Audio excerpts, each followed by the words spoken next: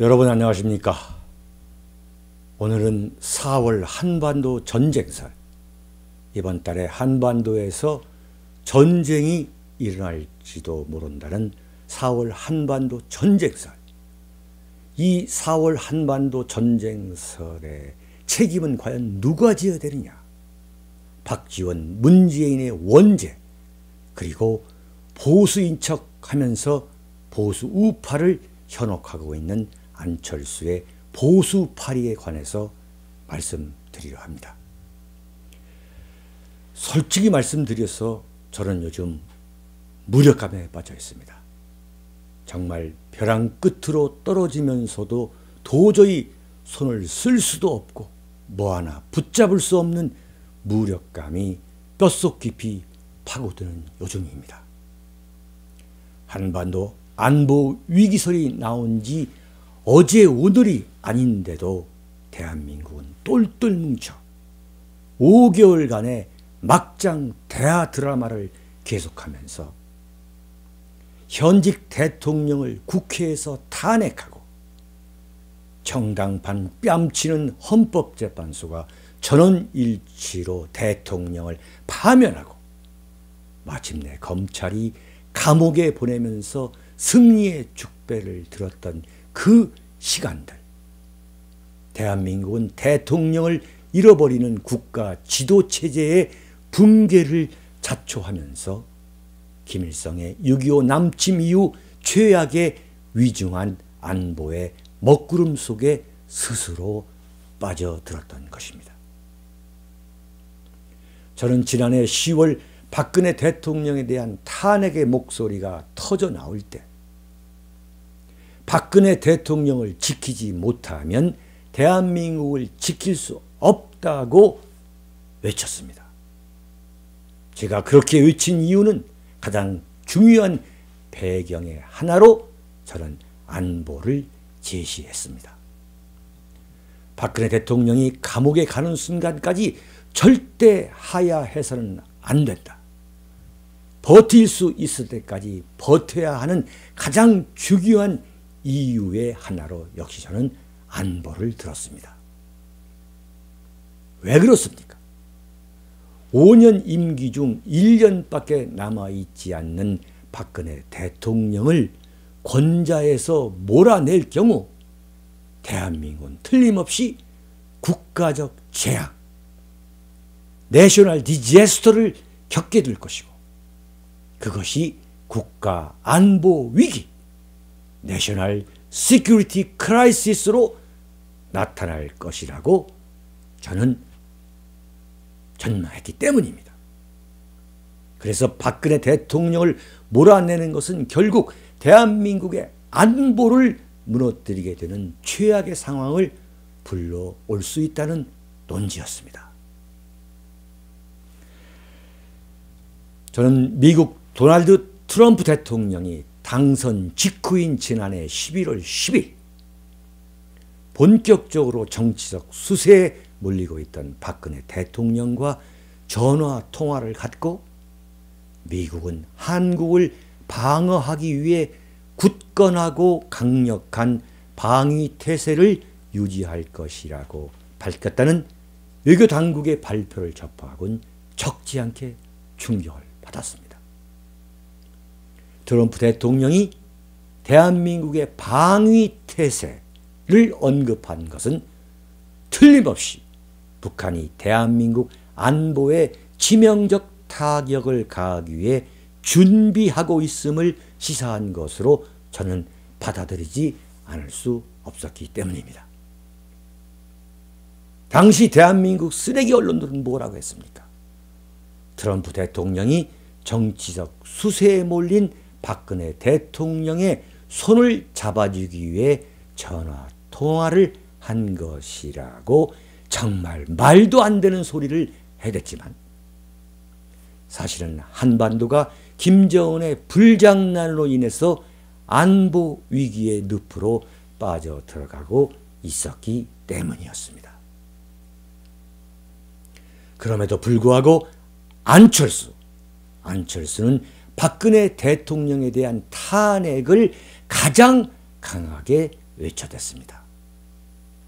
박근혜 대통령이 탄핵, 파면, 구속으로 이어지는 일련의 시나리오가 착착 진행되게 만들었던 1등 공신이 대부분 문재인이라고 생각하고 있지만은 천만의 말씀입니다. 바로 안철수라는 사실을 여러분이 알으셔야 됩니다. 안철수인 겁니다. 문재인은 2004년 한나라당이 섣불리 노무현 대통령 탄핵을 했다가 역풍을 맞은 사실을 기억하고 있기 때문에 안철수보다는 처음에는 미온적이었습니다. 그러나 안철수는 주먹을 쥐고 이게 나라인가 라며 당장 박근혜 대통령이 탄핵해야 하고, 그렇지 않을 경우 지체하지 말고 국회가 탄핵해야 한다고 촛불 시위에 불을 지르는데 가장 앞장섰습니다. 그러나 정작 촛불 시위에는 적극적으로 나가지 않는 교활한 모습을 보였습니다. 안철수가 이같이 이중적인 인물인데도 불구하고 지금 보수우파 임내하는 사람들이 안철수를 보수우파의 대안으로 착각해서 지지하는 쪽으로 몰리고 있는 현상을 보면서 저는 정말 모든 국민은 자신들의 수준에 맞는 정치 권력을 갖는다는 말을 거듭 실감하게 됩니다. 안철수는 그야말로 보수파리라는 사실을 왜 모르고 계십니까? 분단된 대한민국, 그것도 핵실험을 하고 대륙간 탄도미사일 ICBM을 쏘아대는 북한을 머리에 이고 살아가는 대한민국에서 대통령을 지난해 10월 말부터 이번 5월 9일 대선일까지 사실상 6개월이 넘도록 공석으로 둔다는 것은 안보를 포기한 나라가 아니면 어림없는 일입니다. 국가적으로 미친 짓이었음을 분명히 보여주게 될 것으로 저는 단언합니다. 이런 미친 짓을 아무렇지도 않게 버젓이하는 대한민국이 된 것은 그만큼 국민이 좌경화되었다는 사실이고, 민주주의란 이름에 터무니없이 만취해 있기 때문입니다. 그것을 대한민국의 좌우 가릴 것 없이 모조리 좌경화된 쓰레기 언론들, 비겁하고 기회주의적인 지식인들, 여기에 골수까지 좌익인 정치인과 시민단체라는 이름의 반대한민국 단체들이 서로 뒤엉켜서 나라를 이 지경으로까지 만들어 놓았습니다.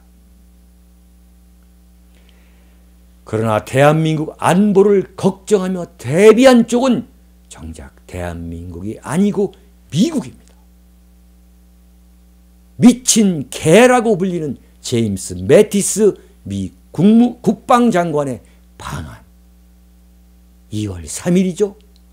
이어서 렉스 틸러슨 미 국무장관의 방한, 3월 17일에 이어 마이크 펜스 미 부통령이 16일에서 18일 방한하는 가운데, 미 해군의 칼 빈슨 함모 전단이 싱가포르 해역에서 돌연 한반도로 방향을 돌려서 북한의 대륙간 탄도미사일을 요격할 준비를 하고 있다는 관측까지 나오고 있습니다. 빈센트 브룩스 주한미군 사령관 겸 한미연합사령관조차 이번 달 하순 미국 의회 청문회 참석을 취소하기에 이르렀습니다. 왜 취소했느냐? 주한미군 측은 이렇게 말합니다. 주한미군 사령관의 일정은 항시 전투태세를 유지한다는 한미동맹의 최우선 순위에 따라 결정된다고 말했습니다. 지금 한반도는 전투태세 상태라는 의미 아닙니까? 대한민국 좌파들은 또 이렇게 말합니다. 미국이 대한민국의 대선을 앞두고 한반도에서 위기를 조장하고 있다고 또 억지를 부리고 있습니다. 또한 그런 억지에 동조하는 국민이 분명히 존재하기 때문에 대한민국 안보 위기가 6.25 이후 최악의 위중한 상황이라고 하는데도 불구하고 안보 문제에 있어 가장 신뢰할 수 없는 문재인, 그리고 안보는 보수라고 말한 적이 결코 없는, 자신의 안보관이 보수라고 말한 적이 결코 없는 안철수가 이번 대선에서 양강구도를 이루고 있습니다. 정말 저 같은 보수주의자 입장에서는 이번 대선이야말로 통탄하지 않을 수 없는 선거입니다. 당연히 자유한국당 대선 후보인 홍준표의 무능력을 탓하지 않을 수 없는 것이긴 하지만, 그렇다 해서 국민이 좌파 대통령 또는 보수를 가장해 표를 얻을 속셈인 보수파리 대통령을 뽑는다는 것은 정말 뜨거운 맛을 봐야 뭘 알게 되는 것 아닌가 하는 극단적인 생각까지 들게 하곤 합니다. 문재인은 노무현 정권 시절 대통령 비서실장이었던 2007년 12월 18일 제62차 유엔 총회 대북 인권 결의안에 대한 대한민국 정부의 투표 방침을 당사자인 조선민주주의 인민공화국 측에 사전 문의한 후에 결정하도록 했다는 것이 당시 외교통상부 장관 송민순의 회고 아니겠습니까? 이것이야말로 적과의 내통이기 때문에 대한민국이 나라 같은 나라라면 당연히 특검 대상에 올려서 문재인의 이적질, 문재인의 반역질을 밝혀야 함에도 불구하고 그는 박근혜 대통령을 탄핵시키고 헌재에 파면시키고 마침내 감옥에 보내면서 버젓이 제1당의 유력 대선 후보로서 여론조사에서 선두를 달리고 있습니다. 참으로 기본조차 되지 않은 대한민국의 대선판입니다. 문재인이 보좌하던 노무현은 북한 핵개발은 일리가 있다. 나 노무현은 김정일 위원장의 대변인 역할을 했다고 그것이 무슨 대단한 자랑거리라도 되는 것처럼 국제사회를 향해 이실직고하고 다녔습니다. 문재인 자신은 김대중, 김정일이 합의한 낮은 단계의 연방제에 의한 한반도 통일을 지료로 갖고 있습니다. 그의 회고록 문재인의 운명에 따르면, 여기에 문재인의 운명입니다. 이게 그의 회고록 문재인의 운명에 따르면 민정수석을 2번 하면서 끝내 못한 일, 그래서 아쉬움으로 남는 게 몇 가지가 있다. 그러고 나면서 국가보안법을 폐지하지 못한 일도 그렇다고 써놓았습니다. 여러분, 문재인의 운명이라는 자신의 자서전에 고백한 내용입니다. 그리고 이번에 내놓은 좌담집, 여러분, 대한민국의 종북이 어디 있습니까? 라고 조롱하듯이 말하고 있습니다. 북한이 지금 제6차 핵실험을 준비하고 있고 ICBM 발사 실험을 계속할 수 있는 것은 당연히 김대중, 노무현 두 좌파 정권 시절 북한에 현금을 퍼준 대가를 되돌려 받고 있는 것으로 보는 것이 누구도 부인할 수 없는 팩트입니다. 누구도 부인할 수 있는 팩트입니다. 그 노무현 정권 시절에 민정수석과 대통령 비서실장을 한 문재인은 지금 대한민국이 겪고 있는 6.25 이후 최악의 위중한 안보 위기를 초래한 데 대해 가장 책임을 져야 하는 인물인 것은 물론인데도 불구하고 지금 대선에서 가장 유력한 후보라고 하고 있습니다. 정말 대한민국은 잘못되고 있습니다. 저는 분명히 대한민국 현대 정치사의 기록으로 남겨놓겠습니다. 그 노무현의 정치적 스승인 김대중 대통령 시절 청와대 공보수석, 비서실장, 그리고 김정일과의 남북 정상회담을 성사시키는 과정에서 천문학적 대북 송금의 주범인 박지원이 당 대표로 있는 국민의당의 대선 후보가 안철수 아닙니까, 여러분? 그런데도 문재인과 함께 여론조사에서 양강을 이루고 있습니다. 정말 이게 나라입니까? 이런 생각에 무기력감에 빠져들게 됩니다. 문재인과 박지원과 문재인은 북한의 핵개발과 관련해 그 원죄로부터 가장 자유로울 수 없는 인물인데도 불구하고 한 사람은 대통령 유력 후보로, 한 사람은 또 다른 유력 후보의 배후 세력으로 활동하고 있습니다. 안철수는 자신의 좌담집 안철수의 생각입니다. 북한에 퍼준 현금이 북한 핵무기 개발 자금으로 쓰였다는 주장에 대해 이렇게 말합니다. 북한은 남한이 돈을 주지 않아도 핵 개발을 했을 것이라는 분석이 많더군요. 라고 남의 주장을 빌리는 식으로 자신의 의중을 말하고 있습니다. 북한은 남한이 돈을 주지 않았어도 핵 개발을 했을 것이다.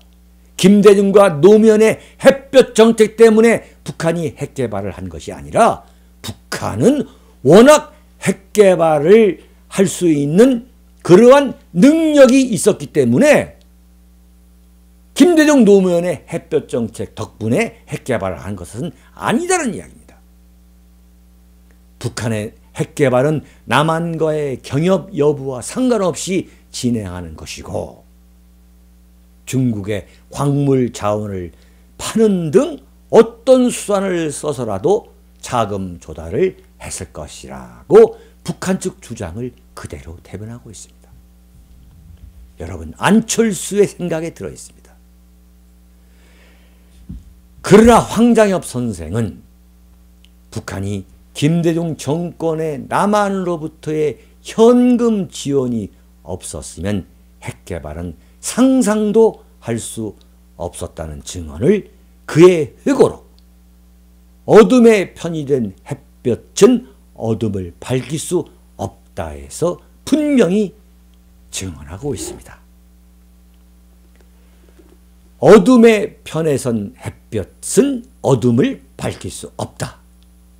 이 책입니다. 이게 바로 황장엽 선생의 회고록입니다.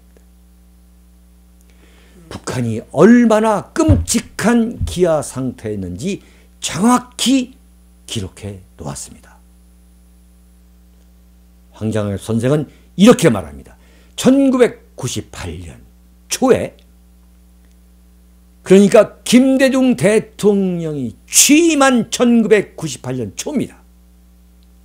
중국 신화사 통신이 북한의 농업위원회 간부가 제공한 자료라고 하며 보도한 데 의하면 1997년 말까지 280만 명이 아사하였다고 한다. 북한 주민 280만 명이 굶어 죽었다고 한다.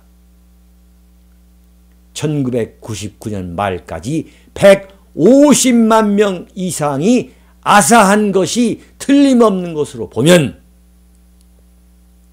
1997년에는 130만 명이 아사하여 도합 280만 명이라는 아사자 숫자가 나온 것으로 추측된다. 이렇게 말했습니다. 여기에 나와 있는 얘기입니다. 북한 인구가 2300만 명에 이르고 있으니까 그 중에서 280만 명이 굶어 죽은 북한입니다. 김대중 대통령이 출범할 때의 북한의 사정입니다. 그런 북한이 다시 살아날 수 있도록 산소호흡기를 꼽아주고 여기에 핵개발까지 할 수 있게 만든 거, 그것은 김대중 대통령이 박지원을 통해 보낸 현금 따발이 아니면 무엇이겠습니까? 개성공단과 금강산 관광 프로그램을 만들어가지고 현금 따발을 보내지 않았다면 근본적으로 북한의 핵개발은 280만 명에 이르는 북한 주민이 굶어 죽게 된 그 북한이 그런 핵개발은 근본적으로 불가능하다는 것이 황장엽 선생의 객관적이고도 온당한 주장입니다. 그런 박지원의 아바타가 안철수 아니겠습니까? 문재인의 이념적 뿌리를 찾다 보면 문재인의 정신적 스승이 노무현이고 노무현은 박지원의 정치적 대부인 김대중 대통령과 뿌리를 함께하는 것 아니겠습니까? 안철수가 대통령이 되면 그래서 사실상 대통령은 박지원이 되는 것과 똑같아. 이게 무리한 주장입니까? 안철수가 대통령이 되면 김대중의 제2기 통치, 김대중의 윤정치가 나온다. 안철수 정권의 주인은 박지원이기 때문입니다. 문재인이 대통령이 되면 노무현의 윤정치가 나온다. 그래서 문재인, 안철수 둘 중에 누가 대통령이 되든 김대중, 노무현 좌익 정권 10년의 연장이 되는 것입니다. 문재인은 장담했습니다. 자신이 대통령이 틀림없이 될 것이고 그 다음 정권, 그 다음 정권, 그 다음 정권도 민주당 정권이 될 것이다. 사랑하고 존경하는 국민 여러분, 해외 애국 동포 여러분, 정말 국민이 깨어 있어야 한다는 소리밖에 더 이상 할 말이 없는 요즘 대선판입니다. 여러분, 마지막으로 윤창중 칼럼상 TV를 시청하실 때 구독을 눌러주십시오. 구독 숫자가 늘어나는 모습은 저 윤창중에게 큰 용기가 됩니다. 그리고 제가 칼럼을 올리는 윤창중 칼럼 세상 블로그도 많이 애독해 주시고, 또 일요서울 TV에 올라가는 금요일 오후, 금요일 정오에 올라가는 윤창중의 시국진단과 함께 일요서울 TV 많은 시청 부탁드리겠습니다. 여러분, 안녕히 계십시오.